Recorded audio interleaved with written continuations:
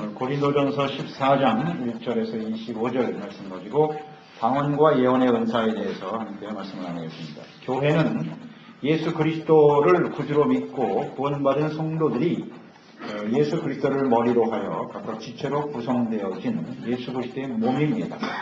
각 지체들에게 영적인 은사를 나누어 주심으로써 각자에게 주어진 은사대로 맡은 위치에서 자신이 해야 할 일이 무엇인가를 알고 충성할 때 그 교회가 바르게 세워질 수 있는 것입니다. 고린도전서 12장에서 14장까지의 내용은 말씀은 교회의 지체들에게 주시는 성령의 은사, 영적인 은사에 대해서 말씀하고 있습니다. 은사가 다양하고 여러 가지이지만 하나님께서 그 지체들에게 은혜로 주시는 것이다 하는 것을 생각하고 서로 우열을 가리지 말아야 합니다. 서로 어떻게 하면 연합하고 하나됨을 이루어 가야 할 것인가. 또 은사가 소중한 것이로되 사랑이 동기가 되지 않는 은사는 개인에게도 그렇고 교회 공동체에게 전혀 유익이 되지 못합니다. 예수님을 구주로 믿고 구원받은 성도들은 또 성령님께서 주시는 자신에게 주어진 은사가 무엇인가를 잘 알아야 합니다. 그리고 서로의 은사를 존중해야 합니다. 그리고 서로 연합하고 협력해서 그 사랑을 동기로 해서 사랑하는 마음으로 헌신함으로써 그리스도의 몸인 교회를 건강하고 살아있는 교회로 세워야만 그 교회를 통해서 많은 사람들이 예수 그리스도를 알게 되고 믿게 되고 구원과 생명을 얻게 되는 것입니다. 그것이 곧 하나님의 영광을 나타내는 일이고 교회와 그리스도인들의 사명이다 하는 것을 우리는 생각하게 됩니다. 이 본문 말씀에는 방언의 은사와 예언의 은사에 대해서 자세하게 말씀하고 있습니다. 당시 고린도 교회는 이 성령의 은사에 대한 잘못된 인식으로 말미암아 갈등과 혼란을 겪고 있었습니다. 하나님의 은사가 크게 나타난 교회였으나 왜 은사를 주셨는지 목적을 제대로 이해하지 못하고 있었다. 그래서 혼란스러웠습니다. 또 방언을 하는 사람이 있는가 하면 방언의 은사를 받지 못한 사람이 있어요. 그러면 방언을 받은 사람이 방언을 받지 못한 사람들은 멸시하는 겁니다. 당신은 믿음이 없어. 이런 식으로 멸시하고 또 방언의 은사를 받은 사람과 예언의 은사 받은 사람들이 또 서로 우열을 가리는 거죠. 어떤 것이 더 좋은 은사냐, 어떤 사람이 더 믿음이 좋은 사람이냐 이렇게 다투고 있었다는 것입니다. 고린도 교회만의 문제가 아니죠. 오늘날 교회 안에도 방언의 은사를 받은 사람이 있고 그렇지 못한 사람이 있어요. 방언을 하지 못하면 성령 충만하지 못하다. 믿음이 없다. 뭐 이렇게 여기고 방언을 하는 사람은 뭐 영적으로 완전한 사람인 것처럼 스스로 우월감에 빠지는 이런 일들이 있을 수 있습니다.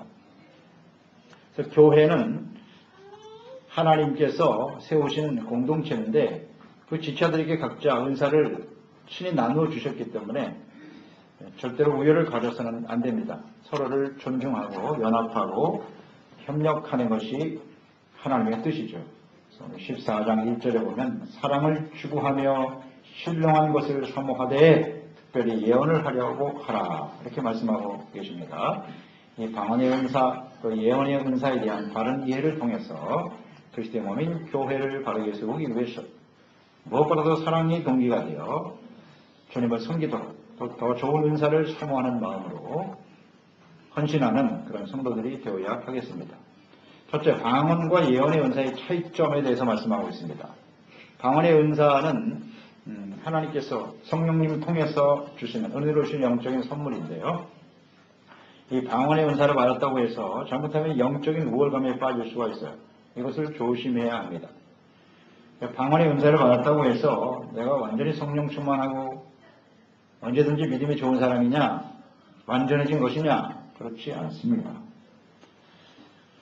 14장 2절에 보면 방언을 말하는 자는 사람에게 하지 아니하고 하나님께 하나니 이는 알아듣는 자가 없고 영으로 비밀을 말하는 것이다. 이 방언은 하나님을 향해서 하는 것이다 그랬어요. 하나님과의 영적인 교제입니다. 영적으로 기도하는 것입니다.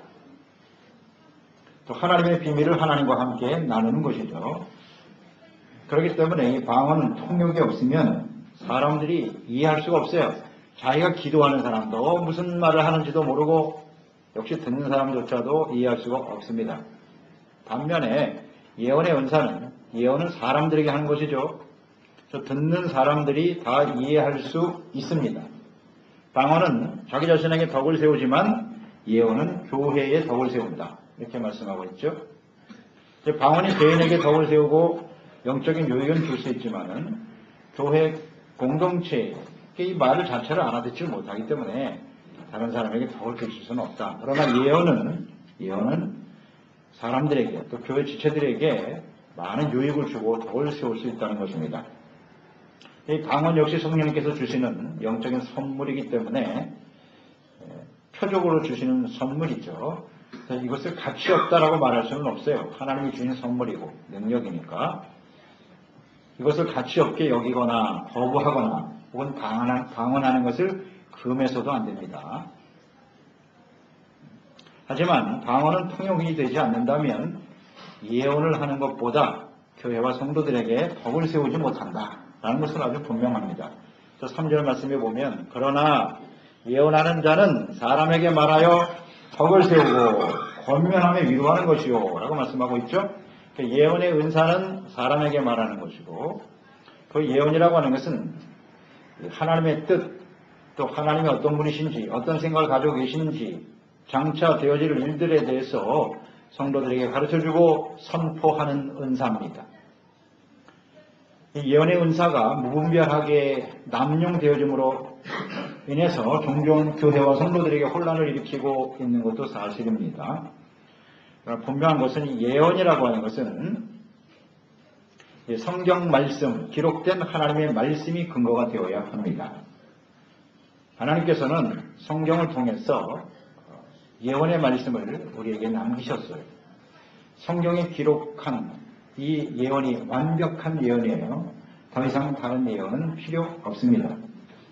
혼자 하나님 앞에서 기도하다가 무슨 특별한 예언을 받았다. 하나님의 성경의 말씀에 있지도 않는 그런 예언을 받았다고 하면 그건 예언이 아닙니다. 잘못된 것이죠. 그래서 언제든지 예언은 하나님의 말씀, 성경 말씀에 기초해야 된다라는 것을 분명히 해야 합니다. 하나님 성령께서 하나님이 주시는 은사이기 때문에 성경에 기록된 말씀을 벗어나서 다른 예언을 주시지 않습니다. 예언을 주시는 은사, 이 예언의 은사를 주시는 목적 세 가지로 오늘 나와 있죠. 예언 은사의 역할이라고 볼 수 있겠습니다. 첫째는 덕을 세우는 것이다. 3절에 나와 있습니다. 사람들에게 덕을 세우며 이 덕이라고 하는 단어의 원어가 에디피칼입니다. 세운다는 뜻이에요. 건축 용어예요. 건물을 이렇게 쌓아 올린다. 이거 덕이라고 하는 뜻이거든요. 그러니까 예언이라고 하는 것은 이렇게 사람들을 세워주는 거예요. 무너뜨리는 사람이 있고 세우는 사람이 있어요. 덕은 무너뜨리게 하는 게 아니라 세워주는 거예요. 그러니까 사람들을 바르게 세워서 하나님을 잘 섬길 수 있도록 하는 거예요. 영적 성장을 이룰 수 있도록 하는 것입니다. 그런데 예언을 한다고 하고 예언을 했는데 그 사람이 실족하여 넘어졌어. 더 이상 교회 나오지도 않아. 교회를 떠나게 해. 그게 무슨 예언이에요? 그건 예언이 아니라 예언은 덕을 세우는 겁니다. 신앙생활도 잘하고 교회생활도 잘하고 가정생활도 잘하고 이게 덕이거든요. 그래서 로마서 14장 15절 이하에 보면 이런 말씀이 있죠. 만일 음식으로 말미암아 내 형제가 근심하게 되면 이는 내가 사랑으로 행하지 아니하는 것이다. 그리스도께서 대신하여 죽으신 흉대로 내 음식으로 망하게 하지 말아라. 하나님의 나라는 먹는 것과 마시는 것이 아니요 오직 성령 안에 있는 의와 평강과 희락이라. 그러므로 우리가 화평의 일로 서로 덕을 세우는 일을 힘쓰나니. 초대교회에 음식을 먹는 것 갖고 서로 정죄하는 일이 있었어요. 고린도 전서 10장에서 우리가 충분히 묵상했죠. 고기를 먹어야 되느냐 말아야 되느냐. 시중에서 판매하는 고기는 우상에게 절한 고기이기 때문에 먹으면 안 된다. 어떤 사람은 또 먹어도 된다. 그 먹는 것 가지고 서로 싸우는 거예요. 그 사람이 뭐 믿음이 옳다 아니면 잘못된 믿음이다. 이런 것 가지고 사람을 이렇게 정죄하고 무너뜨리고 시험 들게 하는 일을 하지 말라는 것입니다. 하나님의 나라는 먹고 마시는 데 있는 것이 아니고 성령 안에서 의와 평강과 희락을 누리며 살아가는 것이다. 그러므로 화평의 일과 덕을 세우는 일에 힘써라. 그래서 이 덕이라고 하는 건 이게 화평케 하는 거예요, 사람들. 그래서 믿음을 바르게 세워주고 하나님을 잘 섬기도록 하는 것이지 어떤 것을 트집을 잡아서 그 사람을 무너뜨리고 그 있는 믿음마저도 더 넘어지게 하는 것. 그건 절대 예언이 아니에요. 덕을 세우지 못하는 거죠. 에베소서 4장 29절에도 보면 무릇 더러운 말은 너희 입 밖에도 내지 말고 오직 덕을 세우는 데 소용되는 대로 선한 말을 하여 듣는 자들에게 은혜를 끼치게 하라. 예언이라고 하는 것이 말로 하는 것이거든요. 그 말을 잘해서 사람들에게 은혜를 끼치고 하나님을 잘 섬기도록 해야 돼요. 이것이 예언의 은사의 역할이에요. 하나님의 예언의 은사를 주신 뜻이죠. 두 번째는 권면입니다. 권면이라고 하는 원어의 의미는 굳건하게 한다, 격려하다 그런 뜻이고요. 또 가까이 부르고 초청한다는 의미도 갖고 있네. 이 원어의 의미를 보면 가까이 불러서 초청한다. 그러니까 예언이라고 하는 것은 이 사람들을 격려하고 또 하나님과 또 하나님의 말씀 가운데로 이렇게 가까이 불러서 하나님 편에 서게 하는 거예요. 이게 바로 권면이에요. 권면. 그래서 이 권하다, 권면하다라고 하는 말씀이 성경에 많이 나오는데요. 사도행전 2장 40절로 41절에 보면 그런 말씀이 있습니다. 또 여러 말로 확증하여 권하여 이르되 이게 권면하다라고 하는 원어의 헬라어 말이 여기 기록되어 있는데요. 너희가 이 패역한 세대에서 구원을 받아라 하니 그 말을 받은 사람은 침례를 받음에 이날에 신도의 수가 3,000이나 더하더라. 이것은 이 장면은 성령 받은 베드로가 나가서 하나님의 말씀을 외쳤어요. 복음을 전파하고 증거했는데 이것이 이제 권면하다라는 말로 기록이 되어 있단 말이에요. 그 사람들에게 그 죄악 가운데 있는 그 삶에서 하나님께로 가까이 나오라는 거죠. 가까이 불러서 초청하여 예수 그리스도를 믿고 구원받는 사람이 되라. 이 권면이죠. 그러니까 예언의 은사를 가지고 하나님의 말씀을 선포한 거예요. 그랬을 때 사람들이 그 말을 듣고 죄를 버리고 하나님께로 돌아왔다는 거예요. 하나님께로 가까이 돌아오게 하는 거예요. 하나님을 더 잘 믿도록 하는 거예요. 그것이 권면입니다. 권면이라고 해서 권면을 했는데 이 사람이 더 이상 하나님을 안 믿어. 그 소리를 듣고 시험 들어가지고 또 교회도 안 나와. 그럼 그건 권면이 아니에요. 그건 예언이 아닙니다. 여기서 우리는 잘 이해해야 돼요. 세 번째는 위로거든요. 위로. 예언의 은사 역할은 위로해 주는 겁니다. 그러니까 어떤 사람에게 힘과 소망을 주는 거죠. 슬픔과 고통을 잘 이겨낼 수 있도록 용기를 갖게 하는 일, 이것이 위로입니다. 더 나아가서 이 위로라고 하는 원어의 의미는 훈계하다, 간청하다는 의미도 갖고 있어요. 그러니까 하나님의 뜻으로 잘 훈계해서 회개하고 용서받아 의롭다함을 얻게 하는 것, 그래서 근본적인 문제가 해결되게 만들어주는 것, 이것이 진정한 위로죠. 그러니까 위로라고 하는 것은 하나님께서 우리와 함께 해주시는 것이거든요. 함께 해주신다. 그러니까 주님이 함께 하심을 깨닫게 해주고 소망 중에 다시 일어서도록 하는 것이 위로입니다. 그러니까 위로 속에는 이렇게 훈계도 들어있고 간청도 있단 말이에요. 빨리 죄를 깨닫고 회개하고 돌아오세요. 이것이 예언의 역할입니다. 그래서 마태복음 5장 4절에 보면 애통하는 자는 복이 있나니 그들이 위로를 받을 것이며 라고 말씀하거든요. 애통하는 자라고 하는 것은 자기의 죄를 깨닫고 진심으로 회개하고 눈물을 흘리는 사람이에요. 그런 사람에게 위로가 임한다는 말이에요. 위로. 진심으로 죄를 깨닫고 회개하고 용서받아 하나님과 함께 하나님 편에 돌아와 온전한 믿음으로 성장해 가도록 하는 것, 이것이 바로 예언의 역할, 위로입니다.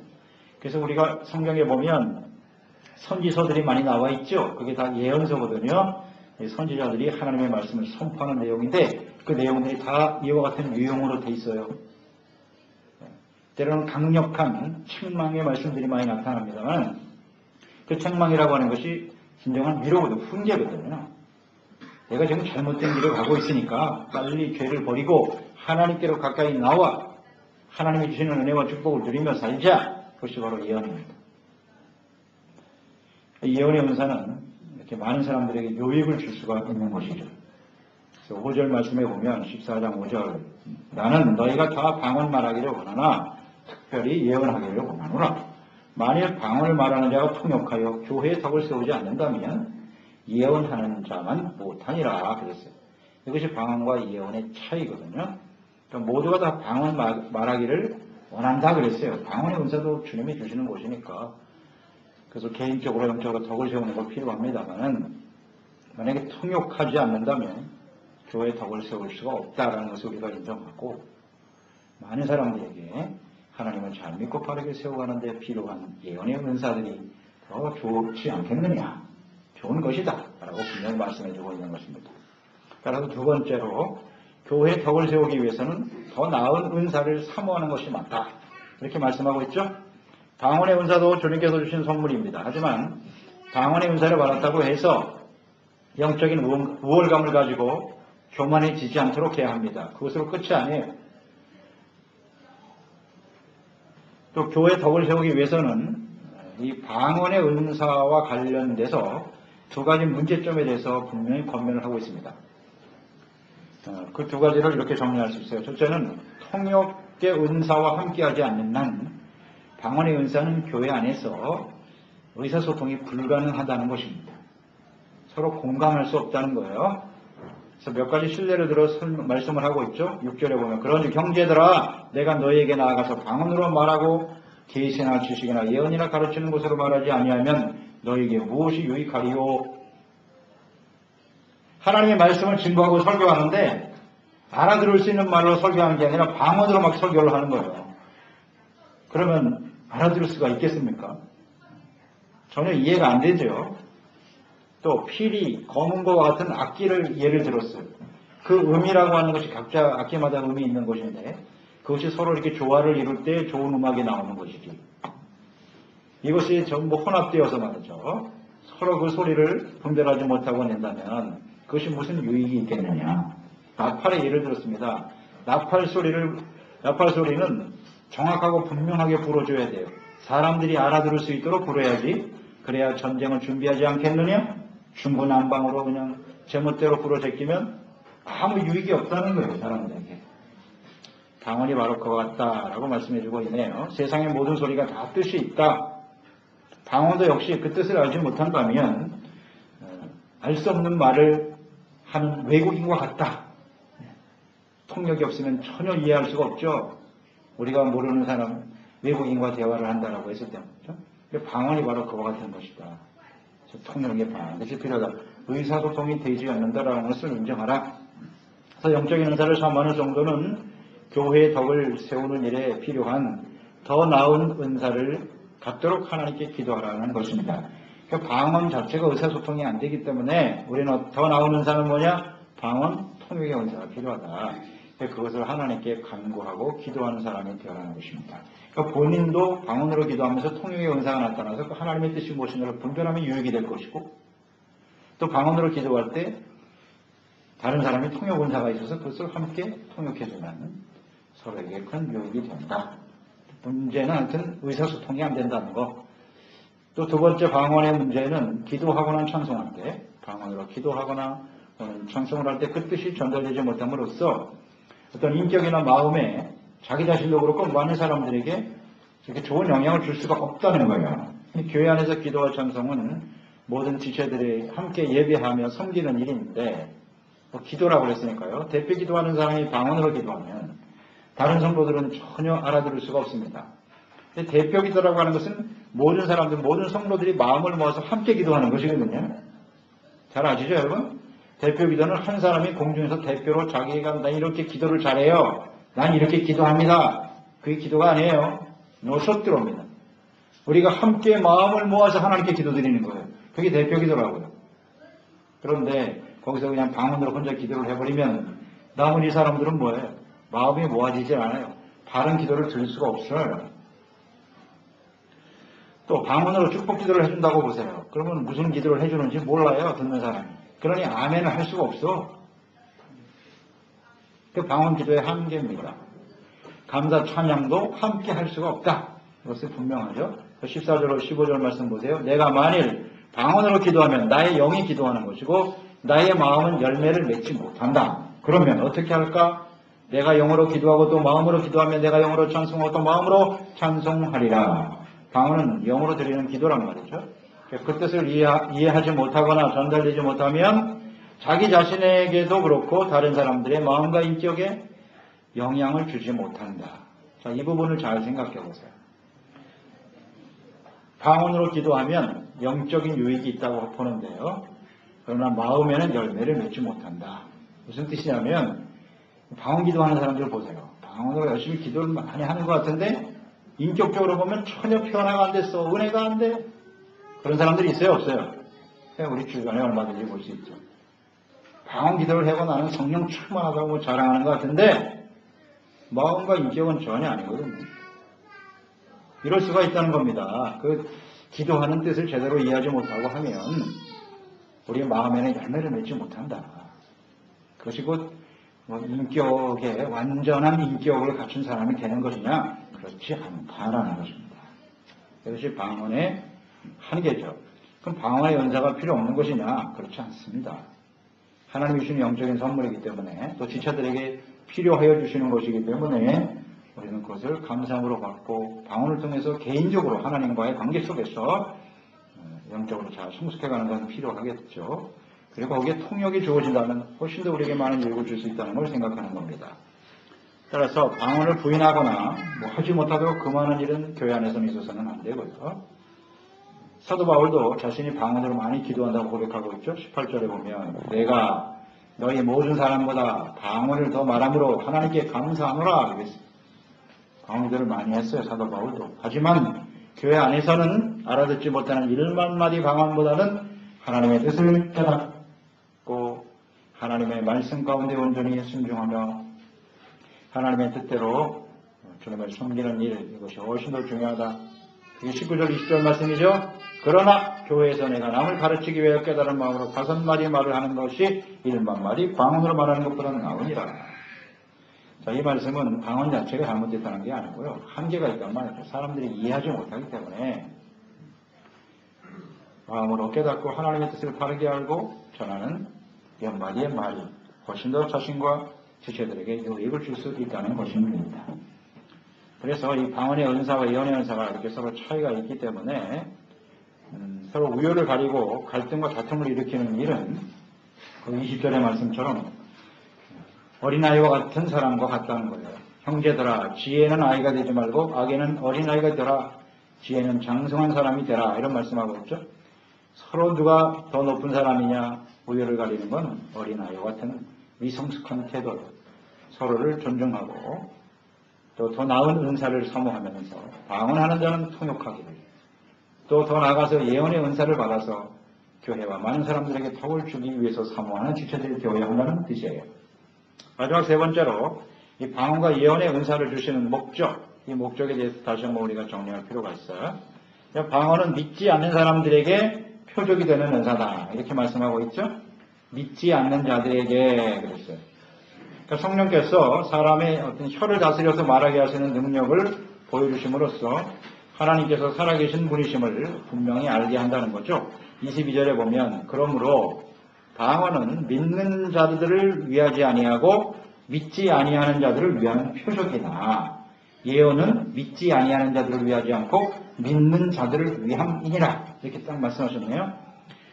그러니까 사도행전 2장 성령 세례에 대한 주님의 그 약속과 명령에 순종해서 마가다락방에 제자들이 모여서 기도할 때 성령이 임했죠. 성령이 임했을 때 나타난 현상이 이제 방언이란 말이에요. 그때의 방언은 외국어거든요. 수많은 외국어로 그냥 막 기도하면서 터진 거죠. 성령이 임하니까. 그러니까 많은 사람들이 보고 참 희한하다고 생각했어요. 저 사람들 예루살렘에 있었던 사람들인데 헬라 말을 하고 말이죠. 마게도니아 말을 하고 온 흐드린 외국어를 막 하거든요. 깜짝 놀랐죠, 사람들이. 어떻게 저런 일이 일어날 수 있는가? 이때에 베드로가 증거했죠. 사도행전 2장 33절에 말하기를 하나님의 오른손으로 예수를 높이심에 그가 약속하신 성령을 지금 우리에게 부어주신 것이다. 그러므로 우리는 무슨 술에 취한 것도 아니고 잘못된 것이 아닙니다. 이것은 요엘서 2장 28절에 하나님이 우리에게 부어주셔서 약속하신 성령의 약속이 지금 임하고 있는 것입니다. 하고 증거했죠. 사람들에게. 그 방언을 보고 사람들이 관심을 가지니까 이것은 하나님이 하시는 일이다. 라는 것을 증거했다는 것입니다. 이것은 아주 분명하죠. 그래서 이 방언을 하는 거 보면 믿지 않는 사람들이 볼 때는 좀 희한하죠. 어떻게 저런 말을 할 수 있나. 외국어니까 내가 한 번도 영어를 배워보지 못한 사람인데 갑자기 내 입에서 막 영어가 나오는 거예요. 유창한 영어가. 그러면 사람들이 놀라지 않겠습니까? 이게 바로 하나님의 표적이라는 거예요. 아, 이건 하나님이 하시는 일이구나. 실제로 이런 일들은 우리 가운데 많이 있어요. 있을 수 있고요. 그 다음에 이제 이 방언이라는 건 외국어의 방언뿐만 아니라 이렇게 사람들이 잘 이해할 수 없는 하나님과의 교제 속에서 이루어지는 방언이 터지는 것이거든요. 그러니까 이런 것들은 우리가 뭐 인위적으로 만들어낼 수 있는 건 아니고요. 성령님께서 역사하실 때 나타나는 현상이기 때문에 믿지 않는 사람들에게는 하나님의 표적이 될 수 있다. 아, 정말 하나님이 계시네. 저런 걸 보면 하나님이 역사한다고 하는 것을 알 수가 있다. 증거가 되는 일이다. 그래서 이제 방언을 주시는 하나님의 뜻이고요. 그 다음에 예언을 주신 목적이 이제 14장, 24절, 25절에 나와 있는데, 그러나 다 예언을 하면 믿지 아니하는 자들이나 알지 못하는 자들이 들어와서 모든 사람에게 책망을 들으며 모든 사람에게 판단을 받고 마음의 숨은 이들이 드러나게 되므로 엎드려 하나님께 경배하고 하나님의 참으로 너희 가운데 계신다 전파하리라. 이 방언 자체는 알아듣지는 못하지만 예언은 하나님이 믿는 자들을 위해서 하는 것이라고 했어요. 방언은 믿지 않는 자들을 위하고 예언은 믿는 자들을 위해서 한다. 그러니까 믿는 자들에게 하나님의 말씀이 선포되면 회개하고 돌이키게 된다는 거예요. 숨겨진 죄악들이 드러나 버려요. 예언의 말씀은. 그래서 회개하고 용서받게 되고 구원을 받게 되고 위롭다움을 받게 되고 그 은혜에 감사하고 경배하며 찬양하게 되는 것이에요. 그러니까 예언의 말씀은 언제나 성경 말씀이 중심이 되는 것이거든요. 그래서 하나님의 교회에 나와서 이렇게 예언의 은사로 감동되는 주의 종들이 하나님의 말씀을 선포할 때 그 말씀이 때로는 아주 좌우의 날쌘검과 같이 우리를 찌를 수가 있어요. 때로는 방망이와 같이 우리를 때려요. 때리는 말씀이 되고 찌르는 말씀이 되고 그런 게 예언의 말씀이에요. 그게 하나님의 말씀이 아닌 개인적인 인간적인 감정을 하는 말이면 들을 필요도 없어요. 그런데 하나님의 말씀에 입각해서 우리 가운데 이렇게 우리의 죄를 깨닫게 해주고 바로잡아준다면 즉시 회개하고 돌이켜서 언제나 믿음의 사람으로 세워질 수 있겠죠? 권면, 위로, 그 다음엔 덕을 세우는 거거든요. 바르게 세운다라고 하는 것은 회개를 기초로 하는 것입니다. 우리 하나님을 믿는 성도들이 인격적으로 바르게 세워지고 하나님의 은혜와 축복을 받아 우리의 가정이 세워지고 인격이 세워지고 우리의 신앙생활이 성장해 간다라고 하는 것은 언제나 그 기초에 하나님의 말씀에 입각하여 자신의 죄를 버리고 회개하는 것을 전제로 해요. 진심으로 회개하지 않는 사람은 절대 영적 성장을 이룰 수 없어요. 덕을 끼칠 수 없습니다. 이것은 아주 분명하죠. 예언의 말씀, 은사가 우리에게 주는 중요한 유익이고 또 하나님께서 예언을 주시는 목적이기도 하는 것입니다. 자, 이 예언의 말씀이 잘 선포된 내용이 역시 사도행전 2장 37절로 38절에 잘 나와 있어요. 성령 받은 베드로가 나가서 복음을 외쳤습니다. 말씀을 증거했을 때 37절에 그들이 이 말을 듣고 마음에 찔려 베드로와 다른 사도들에게 물어 이르되 형제들아 우리가 어찌할꼬 하거늘 베드로가 이르되 너희가 회개하여 각각 예수 그리스도의 이름으로 세례를 받고 죄사함을 받아라. 그리하면 성령을 선물로 받으리라. 그 말씀 자체가 예언의 말씀이 됐던 거예요. 그래서 예수님을 못 박아 죽일 때 예루살렘 사람들이 같이 소리쳤거든요. 예수님을 죽여야 된다. 죽이시오. 그런데 이 베드로의 말씀을 듣고 찔렀다. 아, 우리가 무슨 짓을 한 거야. 하나님의 아들 예수님을 십자가에 못 박아 죽였구나 우리가. 찔리고 회개하는 거죠. 이런 게 바로 예언의 은사예요. 그 회개하고 돌이켜서 그날 3,000명이나 예수 믿고 구원받게 되었더라. 그런 게 예언의 은사죠. 그래서 이 방언과 예언 모두 교회 모든 지체들에게 주시는 영적인 선물이고 능력입니다. 그래서 방언은 개인의 덕을 세우고 예언은 교회의 덕을 세우는 은사임을 알고 주님 안에서 그리스도의 몸된 교회 안에서 겸손함으로 감사하는 마음으로 서로 존중하고 하나됨을 잘 이루어가는 것이 중요하고 더 나은 은사를 삼아가면서 방언하는 사람은 통변의 은사를 또 예언의 은사를 받아서 많은 사람들에게 덕을 끼치고 교회 덕을 세우는 일에 더욱더 겸손한 자세로 헌신하는 사람이 되어야 하겠습니다. 그래서 26절이 결론이죠. 그런즉 형제들아 어찌할까 너희가 모일 때 각각 찬송도 있고 가르치는 말씀도 있고 계시도 있고 방언도 있으며 천혹함도 있나니 모든 것을 덕을 세우기 위해서 하라. 자랑하기 위해서 하는 것도 아니에요. 자기를 나타내기 위해서 하는 게 아니에요. 은사는. 그래서 필요한 게 아니에요. 남들은 다 하는데 왜 나는 못하나. 시기 질투하고 욕심으로 하는 게 아니에요. 은사는. 오직 덕을 세우고 그리스도인에 대한 교회 지체들을 바르게 세우고 교회를 바르게 세워가는 데 필요한 것이 은사다. 그래서 분명히 이해하고 하나님 주시는 은사를 가지고 회생원된 교회 또 개인 우리 삶을 아름답게 세워가는 신실한 종들이 되어야 하겠습니다.